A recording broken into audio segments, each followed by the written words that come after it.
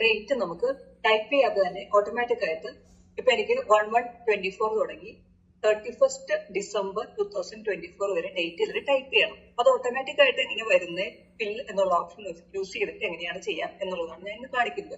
നമ്മൾ ടൈപ്പ് ചെയ്യണമെങ്കിൽ ഇങ്ങനെ ഓരോന്ന് ടൈപ്പ് ചെയ്ത് കൊടുക്കണം. 01/2024 ഇങ്ങനെ ടൈപ്പ് ചെയ്ത് കൊടുക്കുകയാണ് ചെയ്യുന്നത്.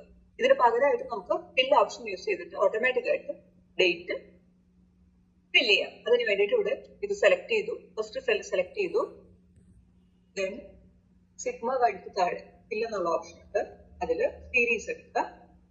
സീരീസിൽ ഇവിടെ കോളംസ് സെലക്ട് ചെയ്തു, ഇവിടെ ഡേറ്റ് സെലക്ട് ചെയ്തു.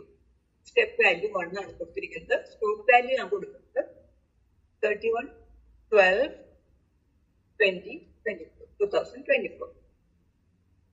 ഓക്കെ കൊടുത്തു. അതാ ഓട്ടോമാറ്റിക് ഫിൽ ചെയ്തു. നമുക്ക് താഴേക്ക് എടുത്ത് നോക്കി അറിയാം. ജാനുവരി, ഫെബ്രുവരി,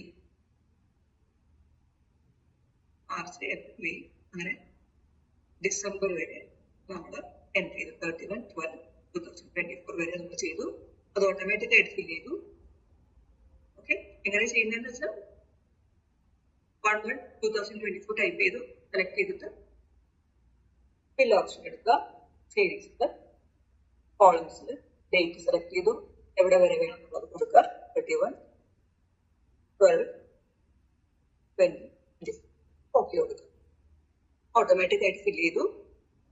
കൺട്രോൾ പേജ് ഡൗൺ കൊടുക്കുകയാണെങ്കിൽ താഴെ നമുക്ക് ഒറ്റയടിക്ക് കാണാം 31/12/2024 വരെ ചെയ്തിട്ടുണ്ട്, എൻട്രി ചെയ്തിട്ടുണ്ട്.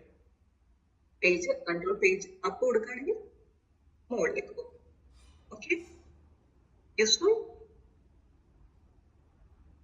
ഇഷ്ടപ്പെട്ടുവെന്നുണ്ടെങ്കിൽ ചാനൽ സബ്സ്ക്രൈബ് ചെയ്യുക, വീഡിയോ ലൈക്ക് ചെയ്യുക.